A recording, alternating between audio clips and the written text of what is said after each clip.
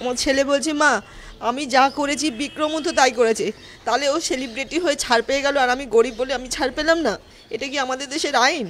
আর আইন কি দুরকম হয়? কয়েকদিন আগেই প্রশ্ন তুলেছিলেন দুর্ঘটনায় মৃত শিল্পী কালিকা প্রসাদ ভট্টাচার্যের গাড়ির চালক অর্ণব রাওয়ের মা।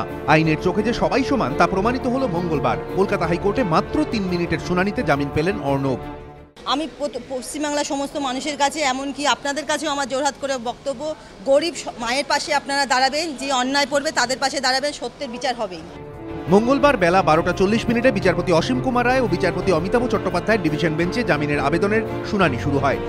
শুরুতেই সরকারি আইনজীবী বলেন, গাড়ি দুর্ঘটনায় মৃত্যু হয়েছে শিল্পী কালিকা প্রসাদ ভট্টাচার্যর। গাড়ির চালক অর্ণব রাও অত্যন্ত দ্রুত গতিতে গাড়ি চালাচ্ছিলেন, বারণ করা সত্ত্বেও শোনেননি।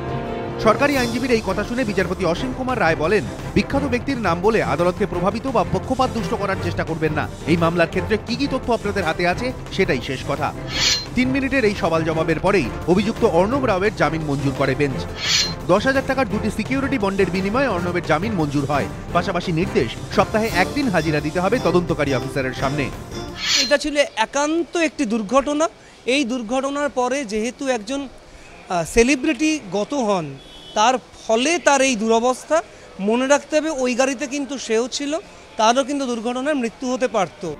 পাশাপাশি হাইকোর্টের ডিভিশন বেঞ্চের পর্যবেক্ষণ, চালকের বিরুদ্ধে 304 ধারায় অনিচ্ছাকৃত খুনের মামলা দায়ের হয়েছে, কিন্তু 304-এর এ ধারায় গাফিলতিতে মৃত্যুর অভিযোগে মামলা দায়ের হতে পারত। একটা ড্রাইভার সে তার প্রচণ্ড গতিতে সেই গাড়ি চালাচ্ছে, সেই গাড়ি চালানোর ফলে গাড়ি অ্যাক্সিডেন্ট করে উল্টে যায়। যখন কো প্যাসেঞ্জার তাকে বারবার রিকোয়েস্ট করেছে যে আপনি গাড়িটা আন্ডার কন্ট্রোলে চালান হাইওয়েতে, সেসব উপেক্ষাই করলো না। জামিন দেওয়ার পাশাপাশি 164 ধারায় অর্ণব রাওয়ের গোপন জবানবন্দি কেন নেওয়া হয়নি তা নিয়েও প্রশ্ন তোলেন বিচারপতিরা। সৌভিক মজুমদার, এবিপি আনন্দ, কলকাতা।